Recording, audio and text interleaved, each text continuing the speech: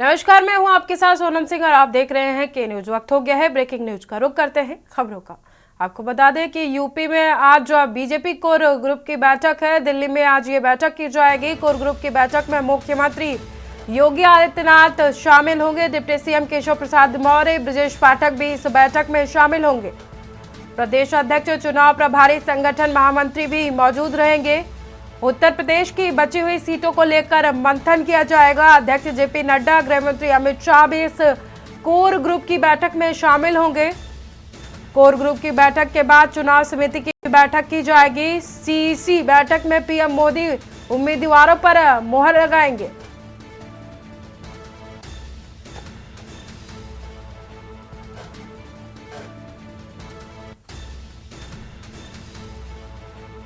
उत्तर प्रदेश की बची हुई सीटों को लेकर आज कोर ग्रुप की बैठक में मंथन किया जाएगा। अध्यक्ष जेपी नड्डा, गृह मंत्री अमित शाह मौजूद रहेंगे इस बैठक में।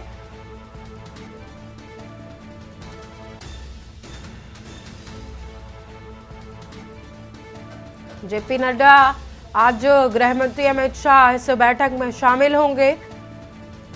कोर ग्रुप की बैठक के बाद चुनाव समिति की भी बैठक की जाएगी। लोकसभा चुनाव को लेकर कांग्रेस की तैयारियां तेज हो गई हैं। हर लोकसभा क्षेत्र के रिपोर्ट को तैयार कर रही है कांग्रेस। प्रभारियों को हर सप्ताह देनी होगी कामकाज की रिपोर्ट। हर लोकसभा क्षेत्र की साप्ताहिक रिपोर्ट तैयार होगी। राष्ट्रीय कांग्रेस कार्यालय भेजी जाएगी रिपोर्ट। इंडिया गठबंधन में कांग्रेस को 17 सीटें मिली हैं, जिसकी हर सप्ताह रिपोर्ट केंद्रीय कार्यालय भेजी जाएगी।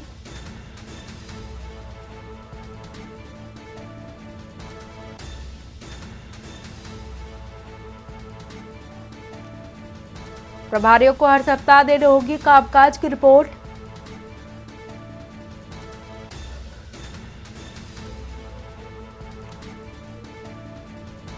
राष्ट्रीय कांग्रेस कार्यालय को यह रिपोर्ट सौंपी जाएगी। लोकसभा चुनाव को लेकर प्रशासन की तैयारियां पूरी हो गई। आचार संहिता की निगरानी के लिए आपको बता दें कि 9 वीडियो सर्विलांस टीमें लगाई गई हैं। जिला निर्वाचन अधिकारी ने 27 उड़नदस्तों की टीम बनाई है। लखनऊ में निगरानी की जाएगी। लोकसभा चुनाव की निगरानी के लिए कई टीमें बनाई गई हैं। आचार संहिता का उल्लंघन करने वालों पर कार्रवाई होगी। 9 video viewing team, 30 static surveillance team बनाई गई है। 9 लेखा टीमें और 9 सहायक व प्रेक्षकों की टीमें गठित की गई हैं। डीएम ने सभी टीमों को वाहनों पर स्टिकर लगाने को कहा है। निर्वाचन आयोग से रैली और जुलूसों पर रोक लगाई गई है। निर्वाचन आयोग की तरफ से रैली और जुलूसों पर रोक लगाई गई है।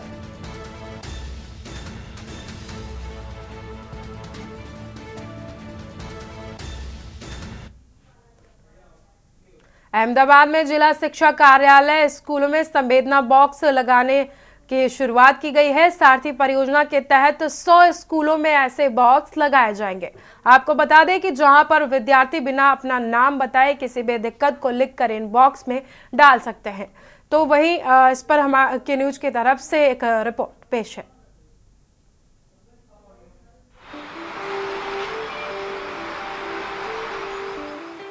अहमदाबाद में जिला शिक्षा कार्यालय ने स्कूलों में संवेदना बॉक्स लगाने शुरू किए हैं। सारथी परियोजना के तहत 100 स्कूलों में ऐसे बॉक्स लगाए गए हैं, जहां विद्यार्थी बिना अपना नाम बताए किसी भी दिक्कत को लिखकर इन बॉक्स में डाल सकते हैं। छात्रों की दिक्कतों को दूर करने के लिए कुछ टीचरों को बाल विशेषज्ञों और मनोवैज्ञानिकों ने खास ट्रेनिंग दी है। अहमदाबाद के जिला शिक्षा अधिकारी RM चौधरी की अगुवाई में ये खास पहल चल रही है। सारथी शिक्षक हमने तैयार किए हैं, एक मेल टीचर और एक फीमेल टीचर हर स्कूल में। ऐसे 100 स्कूल हमने पसंद किए हैं।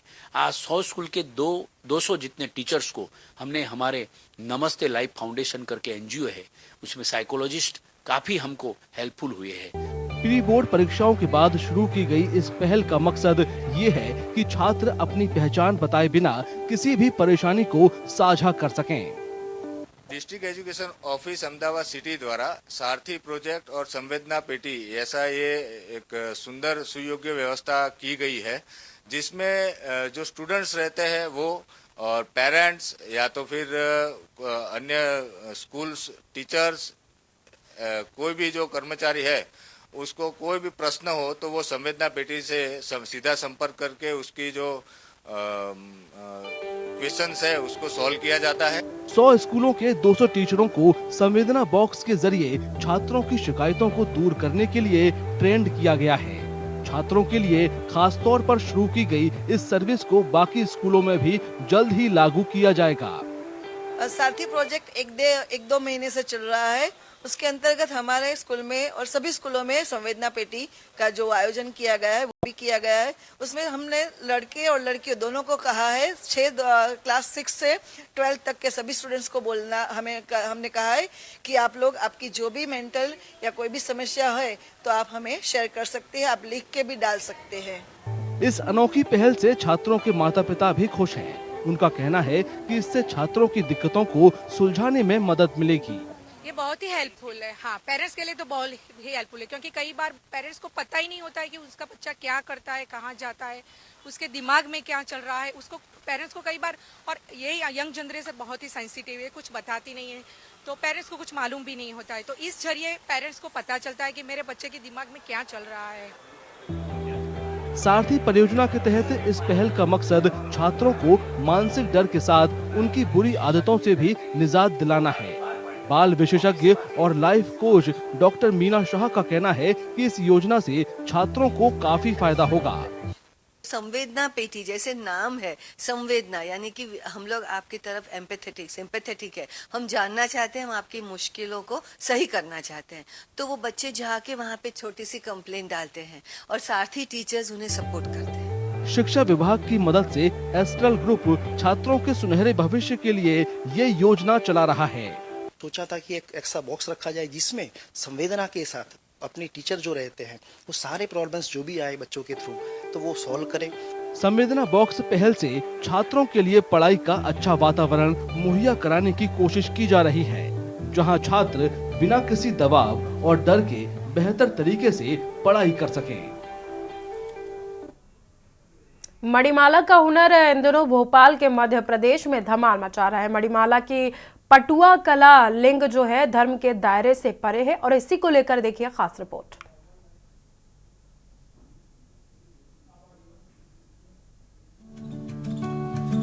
पश्चिम बंगाल की मुस्लिम महिला मणिमाला का हुनर मध्य प्रदेश के भोपाल में धमाल मचा रहा है। मणिमाला की पटुआ कला लिंग और धर्म के दायरों से परे है। पटुआ पश्चिम बंगाल की पारंपरिक लोक कला है। ये पट्टी नाम के कपड़े पर पेंटिंग और भजन का संगम है। दादा से ये कला सीखने वाली मणिमाला अपने गांव की पहली महिला पटुआ कलाकार थी। ये 2500 साल से चल रहा है, मगर पीढ़ी बहुत पीढ़ी मैं बोल नहीं पाऊंगी कितना पीढ़ी हुआ है। तो ये हमारा दादाजी का पास हमने सीखा है।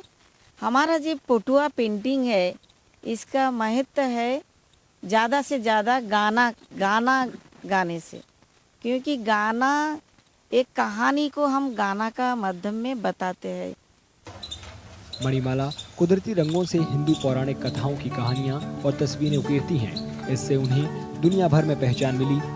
वे मुस्लिम महिला के रूप में सामाजिक मानदंडों को चुनौती देती हैं।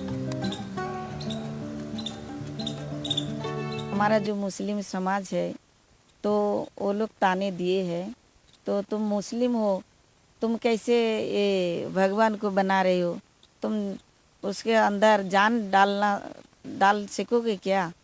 तो ये बनाने से आप दोजोगी हो जाओगे। आपको आप जब मरोगे आपका कब्र में आग जलेगा, आपको शासन करेगा अल्लाह ने। तो बहुत ही ताने दिए हैं। নয়েছি শরণগত তারিতে তুমি না তারিলে তারা মাগো তুমি না তারিলে তারা। मणिमाला बिना धार्मिक भेदभाव के समाज में अमन और चैन की कामना करती हैं।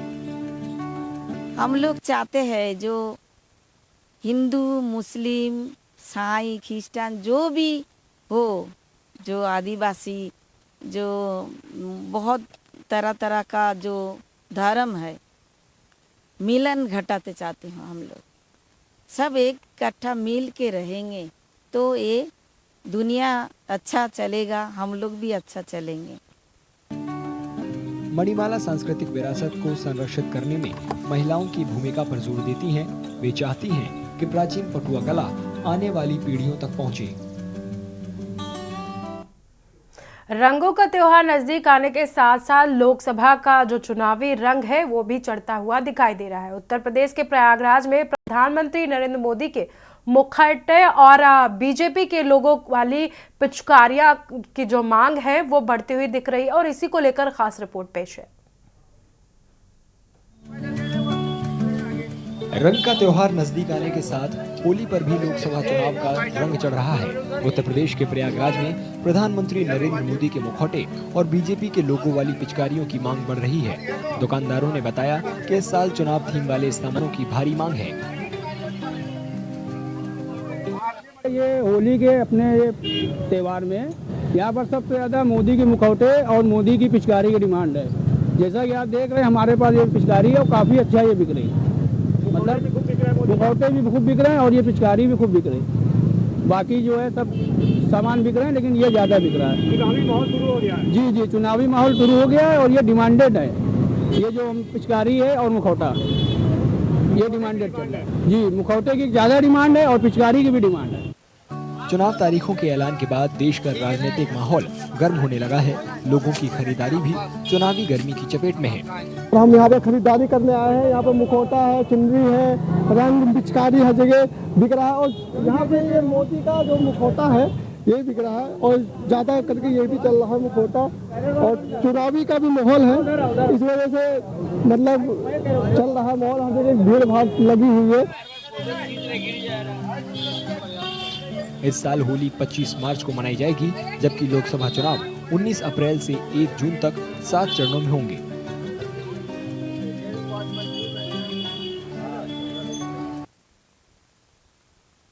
जम्मू कश्मीर के राजौरी में लोग दरहाली नदी के गंदगी को लेकर चिंतित हैं और यहाँ पर जो मुख्य समस्या है वो पानी के स्रोत को लेकर के है। तो नदी का स्रोत क्या है, इसी को लेकर एक रिपोर्ट देखिए। जम्मू कश्मीर के राजौरी के लोग दरहाली नदी की गंदगी को लेकर परेशान हैं। यहाँ पानी का मुख्य स्रोत यही नदी है। घरेलू कचरा, औद्योगिक कचरा और यहाँ तक कि नगर निगम का कचरा भी नदी में सीधे बहाया जाता है। राजौरी के ये जो दरिया नदी नाले हैं, मेरे पीछे आप जो देख रहे हैं एक बहुत बड़ा दरिया है जो राजौरी शहर के बीच से होके गुजरता है। ये दरिया सिर्फ थाना मंडी से जो नाला आता है वो भी इसी में आता है, दरहाल का नाला वो भी इसी दरिया में आता है और ये एक अहम दरिया है। लेकिन हालत अगर देखनी है इस दरिया की हालत इतनी बद से बदतर हो चुकी है कि टन्नों के हिसाब से यहाँ पर कचरा पड़ा हुआ है। और राजौरी के अंदर पानी का सोर्स है, यही 2 नदियाँ हैं। इसी नदियों का पानी लोग पीने के लिए भी इस्तेमाल करते हैं, लोग अपने घरों में भी यूज इस्तेमाल करते हैं और लोगों को खेती बाड़ी का जो सोर्स है यही पानी के ही 2 नदियों का ही सोर्स है। तो जो हमारे शहर राजौरी के लोग हैं, जितना भी अपने घर का गंदगी होती है, अपने घर के जितने गटर का पानी है, जो सभी पाइपें उन्होंने नदी के नालों की तरफ मोड़ रखी हैं, वो हमारी जो नदियाँ हैं वो दूषित हो रही हैं। जितना भी कचरा है वो म्यूनसिपल कमेटी के कुछ लोग भी वहीं नदियों में डाल देते हैं। अधिकारियों के मुताबिक नदी में गंदगी गिरने से रोकने के उपाय किए जा रहे हैं। इनमें हर नगर पालिका में मटेरियल्स या MRF लागू करना भी शामिल है। उसमें साफ सफाई हुई है लेकिन अभी कुछ हद तक जो है वो पोल्यूशन जो है उनमें है। लेकिन इस चीज़ में आपको मैं बताता चलूँ कि हमारे जितने भी म्यूनसिपैलिटीज़ की बात मैं अगर करूँ तो उनके लिए MRF की सुविधा हमने की है, जिससे मेरा ये मानना है कि जितना भी हमारा कचरा है, चाहे वो गीला है या सूखा है, उनको अलग अलग वो करके उनको प्रॉपर उनकी प्रोसेसिंग करके हमने हर जगह ये कोशिश की है कि MRF लगाए जाएं तो उसको जो है कंट्रोल किया जाए। बेशक सरकार नदी साफ करने की कोशिश कर रही है।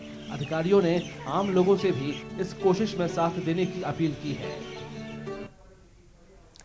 लखीमपुर खीरी जिले का मैगलगंज कस्बा मिठाइयों के लिए काफी मशहूर है। जब मिठाइयों की बात आती है तो सबसे पहले इसी का नाम लिया जाता है, तो मीठी सड़क जरूर याद आ जाती है। इसी को लेकर देखें खास रिपोर्ट। उत्तर प्रदेश के लखीमपुर खीरी जिले का मैगलगंज कस्बा मिठाइयों के लिए मशहूर है। जब मिठाइयों की बात आती है तो मीठी सड़क जरूर याद आ जाती है। रसगुल्ले तो खैर इंडिया की शान है, ठीक है। अगर बात आती है अवध की, तो अवध का खाना और रहना और तहजीब बड़ी फेमस है। ऐसे ही जैसे कि हमारा ज़िला लखीमपुर खीरी अवध में आता है, तो हम अवधी हैं, ठीक है। और हमारे यहाँ का टेस्ट बहुत ही फेमस है, ठीक है। स्पेशली हमारा मैगलगंज में जो हमारे रसगुल्ले बनते हैं बड़े ही स्वादिष्ट और प्यारे हैं, सबको आना चाहिए। मैगलगंज की गुलाब जामुन के शौकीन लोग अपना शौक पूरा करने के लिए दूर दूर से यहाँ आते हैं। गाय का खोया होता है, इसमें 200 ग्राम मैदा पड़ती है और मीठा सोडा है, इलायची पाउडर है, इन तीनों को एक में मिक्स किया जाता है और चाशनी जो है एक तार की बनाई जाती है।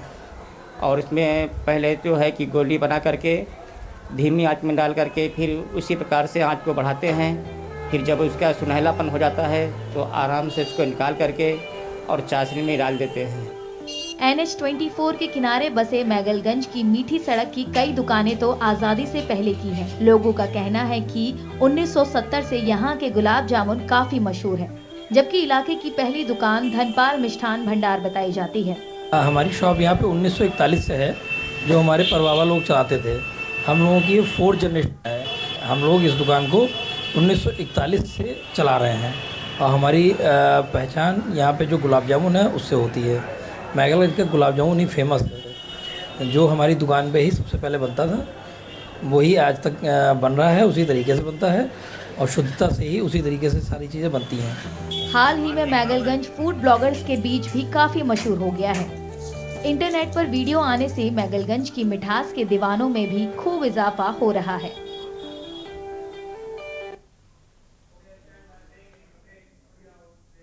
फिलहाल रुकते हैं एक छोटे से ब्रेक के लिए। आप देख रहे हैं के न्यूज। ब्रेक के बाद स्वागत है आप सभी का। बढ़ते हैं खबरों की तरफ। हिमाचल प्रदेश में मशहूर चंबा रुमाल हिमाचल प्रदेश के मंडी में चल रहे अंतरराष्ट्रीय शिवरात्रि महोत्सव के सरस मेले में लोगों को अपनी ओर आकर्षित कर रहा है। इतना ही नहीं, मंडी के सरस मेले में चंबा रुमाल खरीदने वालों की लगातार भीड़ देखी जा रही है। इसी को लेकर पेश है खास रिपोर्ट। मशहूर चंबा रुमाल हिमाचल प्रदेश के मंडी में चल रहे अंतर्राष्ट्रीय शिवरात्रि महोत्सव के सरस मेले में लोगों को अपनी ओर खींच रहा है। हिमाचल की कुल्लवी टोपी और किन्नौरी शॉल के साथ साथ चंबा रुमाल की भी देश विदेश में अलग पहचान है। यही वजह है कि मेले में कारीगर सुनीत ठाकुर के चंबा रुमाल के स्टॉल पर लोगों की भीड़ लगी हुई है। डिमांड तो बहुत है इसकी, मार्केट में इसको बनाने में काफ़ी समय लगता है और ये छोटे छोटे रुमाल जो है वो दो तीन चार दिन में बनता है एक, तो इसको बनाने में काफ़ी टाइम लगता है। अलग अलग जैसे जितनी एम्ब्रॉयडरी है उसके हिसाब से अलग अलग तरह के रुमाल है और अलग अलग कॉस्ट के हैं। जैसे 200 से स्टार्ट है और 30-40 हज़ार तक अवेलेबल है। चंबा रुमाल पर पौराणिक कथाओं से जुड़ी तस्वीरों को पारंपरिक काशीदाकारी से उकेरा गया है। हालांकि बदलते वक्त के साथ अब इस खास रुमाल पर अहम सांस्कृतिक चीजों को भी जगह दी जा रही है। कई शताब्दियों पुरानी ये कला है और इसमें जो कारीगर है उनकी बुनाई उसमें देखने वाली होती है और जिसमें हिंदू मैथोलॉजी है, यहाँ का जो लोक जीवन है और यहाँ की सांस्कृतिक पृष्ठभूमि है उसको उसमें उभारा जाता है। और अब तो समय के साथ साथ ये हमारी माइथोलॉजी से बाहर निकलकर जो सामयिक जो विषय होते हैं उनको भी चंबा रुमाल पे उतारने का अब काम शुरू हो चुका है और पूरे विश्व में चंबा रुमाल की अपनी पहचान बनी है। पुराना कल्चर डिपिक्ट करता है हमारा, तो बहुत अच्छा है ट्रेडिशनली। और वैसे भी हमारे कल्चर को जो चंबा का बहुत फेमस है पुराने टाइम का, उसका डिपिक्ट करता है पूरी तरह से। ये रुमाल आप पॉकेट वाला रुमाल नहीं होता है, ये रुमाल आप ट्रेडिशनली किसी को पुराने टाइम में जैसे थाली देते थे किसी को, तो उस पर ओढ़ने के लिए ऊपर से इसको यूज़ किया जाता था और किसी भी जो रॉयल सेरेमनीज होती थी उनमें ज़्यादा यूज होता था। 9 मार्च से शुरू हुआ सरस मेला 18 मार्च तक चलेगा। उत्तर प्रदेश के प्रयागराज में पिंक रैली का आयोजन किया गया। रैली का मकसद था लोकसभा चुनाव में महिलाओं की अहमियत के बारे में जागरूक करना। आपको बता दें कि स्वीप की ओर से कई महिलाओं ने पिंक रैली में हिस्सा लिया और उन्होंने चुनाव में वोटर की बढ़ती भागीदारी के बारे में बताया गया। इस पर देखिए खास रिपोर्ट। उत्तर प्रदेश के प्रयागराज में शुक्रवार को पिंक रैली का आयोजन किया गया। रैली का मकसद लोकसभा चुनाव में महिलाओं की अहमियत के बारे में जागरूकता फैलाना था।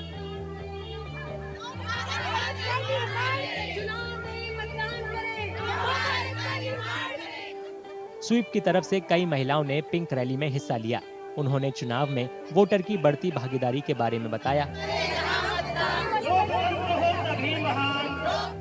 स्वीप का पूरा नाम systematic voters education and electoral participation programme है। ये वोटर के बीच जागरूकता फैलाने के लिए चुनाव आयोग का प्रमुख कार्यक्रम है। जागरूकता कार्यक्रम चलाया जा रहा है जनपद में।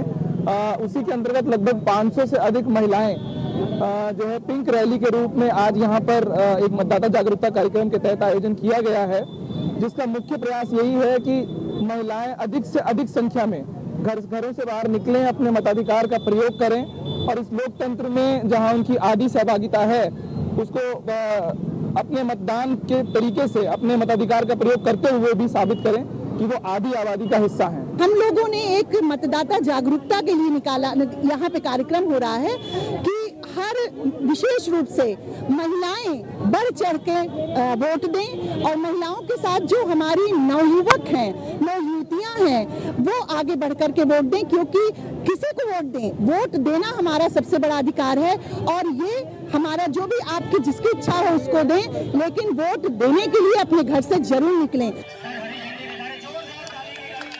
चंद्रशेखर आजाद पार्क से शुरू हुई रैली जिला पंचायत भवन में खत्म हुई। इसमें 10 से ज्यादा ब्लॉक के 500 से ज्यादा प्रतिभागियों ने हिस्सा लिया। ये मतदाता जागरूकता से संबंधित स्वीप कार्यक्रम के अंतर्गत ये रैली है और इसमें मतदाताओं में महिलाओं का प्रतिशत बढ़ाने के लिए ये रैली निकाली जा रही है। 18वीं लोकसभा के चुनाव अप्रैल मई में होने के आसार हैं।